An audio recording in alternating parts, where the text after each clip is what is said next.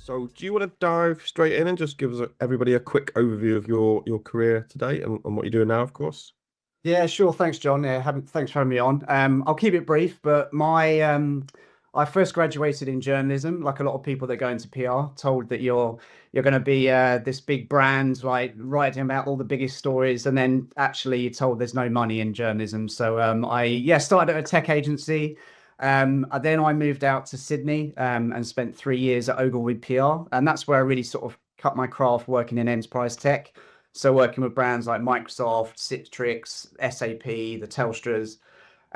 Moved back to London and then joined Three Monkeys, where I had obviously the great opportunity to work with yourself and like Angie Moxham, Sarah Ogden. Very much focused on enterprise tech still. So working with, Microsoft, Lenovo, Snowflake. And I was at Three Monkeys for about 6 years and then moved to SAP for my first in-house role. And within a couple of years, I was heading comms for SAP in the UK, which was awesome, fantastic company. Then 5 years at SAP, I moved to Google Cloud, which is where I first started in more of an executive comms role. So I was supporting the chief operating officer for cloud go to market globally for Google Cloud, which was a lot more focused on internal audiences and like how to communicate with the sales teams. And then spent 2 years at Google, and then I've just joined Equinix as their director of comms for the digital and innovation team. So this is the team that's headed up by Harmeen Mehta. She's a CDIO. And her primary focus is about how do we drive the business to be more of an AI first company. Equinix is very much known as being like physical data centers, but it's about how do we shift that perception and them sort of driving the growth of AI globally. So bit of a mix between agency and in-house roles. So yeah. You for that, buddy. So, quite the journey, both sides of the fence. Just with that in mind, actually, for question one, how do you think in-house teams can kind of better optimize their working relationships with agencies? I think, well, the biggest mistake a lot of in-house teams make is keeping their agency at arm's length, right? And sometimes it's like almost to challenge them by kind of like testing them, like, I want to see how much you can do with as little as we give you as possible, which I'd never got that at all. If you treat them like a vendor, they'll act like a vendor. You need to really treat them like partners to get the best results. So the first thing I say is just give that transparency, share like the why behind the decisions that your business is making. Like if your agency understands the internal politics or the long-term sales goals, like they can tailor their work a lot more effectively. Yeah. So like bring them in, like give them a seat at the table, like invite your agency leads to an internal strategy meeting. Like they can't provide that counsel if they don't get that access. Yeah. So I think that's the biggest thing. Like bring them in, treat them like a partner. I think we just another way that clients can really kill that agency value is by like corporate washing every creative idea until it's boring. Like if you hire an agency for their out the box thinking, which is always something used to come up in a brief, right? An RFP, but like out blue sky thinking, like wanting to be creative, think outside the box. Well, don't force them back into that corporate box by dumbing everything down or really like changing everything so it's just really vanilla. Like the number of times like we were hired for our creativity, like we brought in Three Monkeys, like we love your ideas, we love your creative thinking. We'd send over a really cool idea to the client and they just suck the life out of it. So you're kind of doing yourself, your Not agency, naming any names. not naming any names, of course. And really like trust the expertise. If the agency says that headline won't land with a journalist, like listen to them. Like you're paying them for their media relationships and their nose for what makes a good story.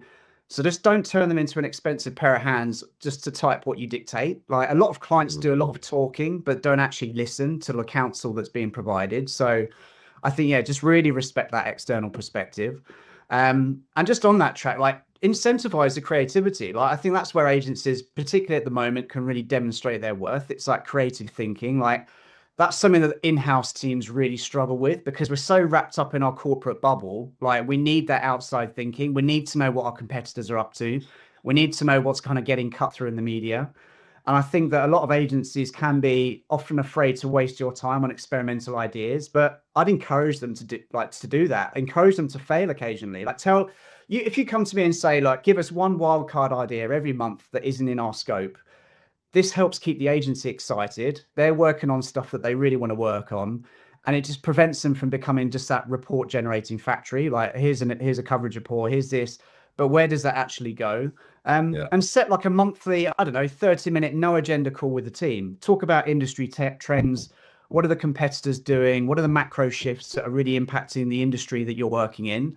That is the kind of insight that me as an in-house comms person would really value over just kind of like your normal kind of reporting, and just sending over like little incremental ideas. Like, what are the big things that are really going to shift the needle? Think about question 2. What would you say is the biggest change you've seen in your world, so in the PR and kind of comms landscape, and specifically, how do you think that's impacted the agency client dynamic? Yeah, I mean, it makes me feel old thinking about when I first started in PR. We were talking about social media. Like, obviously, that was the biggest shift. Then it allowed us to go bypass the typical gatekeepers of like the media and journalists and really reach our audiences directly. I mean, I don't need to say this to your audience, but obviously we're all talking about AI. That's the biggest change at the moment in this industry. Like, for me as a comms professional, it's completely changed the way that my daily workflow. So if you think I do everything, I'm working from Google, lucky enough to have Gemini in Workspace. So it's integrated into everything I do. I can summarize massive documents. I can create pitches. I can create slide decks. I can have a second pair of eyes proofreading everything for me, write things in a different tone of voice. Where it's really helped me is I support different stakeholders. So I've actually created my own dedicated AI agent or gem for each of the stakeholders I work with. So I basically train them on every interview I've ever done with them, every comms we've written for them. They understand their tone of voice, their key messaging. So anytime I'm now creating something for them, I can just put it through that agent, and it's like a filter for their amazing. And there's things like I'm writing that down now. Actually, I'm writing that down. That's a good tip. But yeah, I mean, that's been a kind of godsend for me, just getting more stuff done quickly at a really high level. And then you've got things like Notebook LM, so I can turn like massive documents into a podcast or a video and do really deep research. And just as a personal note, we also run a charity for my son in our spare time. Like, it's been a godsend for like the rare disease community. I can, like, the medical community is like massive, complex, really long white papers. I can turn all that content into stuff that the parents will actually understand so they can digest it. So it's not just for us, but it's for like those families, and then translate it. We've got families in Poland and South America. Translate this 100-page document into their language in a way that a 5-year-old will understand. Yeah, totally. That's it within seconds. So that's been a godsend for us, really. Just on that, mate, actually, and that's an amazing practical example, right? And actually, well, everything you said there was quite, the use of AI was practical to your role, or obviously the amazing charity work you do.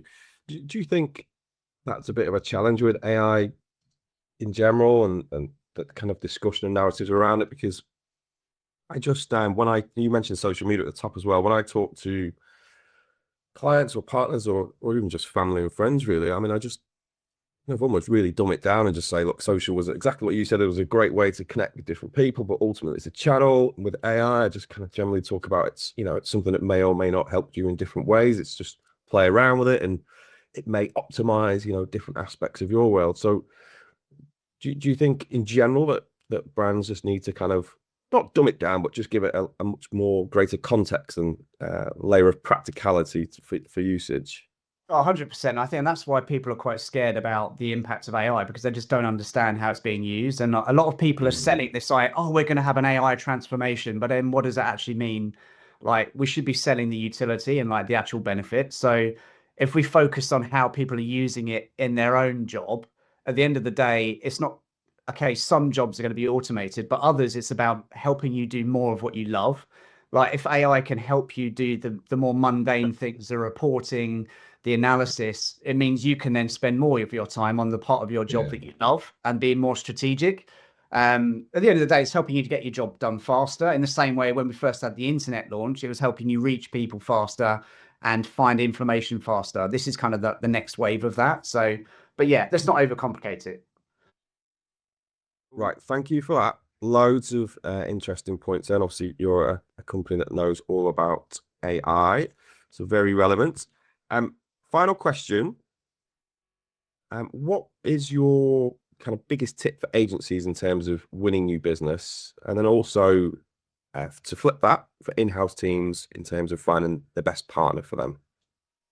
Yeah, I think look, becoming a father changes your perspective on a lot of things. And so I've got a 10-year-old daughter, I've got a 5-year-old son, and I think my filter for like what good work looks like has changed. Like I've stopped looking for those cool campaigns that just get awareness to and started looking for things that have more responsibility to them. So I'm conscious of any brand campaigns that are painting a picture of the future that goes against the values that we teach our children.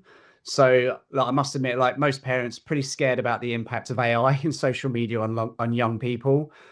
We've all seen adolescence that really kind of opened our eyes to young children being influenced, body shamed, bullied. Mm, I do realize how that sounds, given I work for a company that enables the AI, but obviously we have to do it in a very ethical and responsible way. yeah. And actually, I recently wrote a letter to my daughter Daisy about her self-worth. Like in a world where they're constantly being told that they have to be skinny, they have to look a certain way, I wanted her to have that physical reminder of like her worth and to not listen to the noise, like be true to yourself. And I think one campaign that really stood out that's only just launched actually from the UK government of all companies, it was called "You Won't Know Until You Ask," which is really about, Yeah, I saw that. yeah, they recognize that by the time a child is 11, 90% of them have a smartphone and they're therefore at risk of being bombarded with this type of content. Like Daisy's going to be Yeah. 11 this year. But they actually provided a conversation hub with like examples of how parents can have those conversations with their children early before they're kind of influenced. So what am I saying after that? I mean, I think it's important to find an agency who's brave enough not just to raise awareness, but to really own the conversation and be that responsible partner, provide the utility. They should be applauded. It shouldn't just be about, yeah, we got a load of Yeah. media coverage, but then how are you driving societal change and how can you be proud of that campaign? So that's something that kind of what I really look for in an agency partner. Yeah. Okay. And that's yeah, I mean what you talk to is putting action behind kind of just values, right? And kind of words on a slide or words on a wall. And just while we're kind of on the topic, so the whole social media for children topic is pretty live right now in terms of banning or there's people I suppose for and against. I mean generally I think obviously everybody has the same view that children should be protected, but just the mechanisms you take to get there. Where are you at in terms of, would you say like outright ban for a certain age group, or would you say it's, I don't know, staggered? Because I suppose uh, my fear would be that, as soon as you ban something, you sometimes make it a little bit more glamorous, right? And then are you pushing people towards, I don't know, I don't know, like a dark web almost of social media usage? So what would be your take on it? Well, social media is like any other addiction. Like if you ban it altogether, it drives that behavior underground where you can't Yeah. monitor it, you can't mentor it. And look, we don't ban cars because they're dangerous. We create a process of supervised practice. You've got the testing, safety measures. And I really think that social media needs the same. I don't understand, maybe it is, but certainly not in Daisy's school. They're not teaching about social media, how it should be used, how to protect yourself. And I think as parents, we just need to have those open conversations with our children about it and the risks. Because if you just say, look, outright, you're not using it, then they'll find a way. Like children Yeah. find a way. I mean, Daisy's very smart about getting access to phones. We won't let her have a phone yet. Unfortunately, a lot of children her age are getting smartphones, which I believe is just too early. And so we don't want Daisy to feel left out. Is that how do you create that safe environment where they understand the risks, you're monitoring it, um, unless we're doing that and having open conversations, like that algorithm that AI is creating is going to create that self-worth for them, which is a really dangerous place. So I don't think you can ban it. You just have to have that controlled environment around it. Yeah.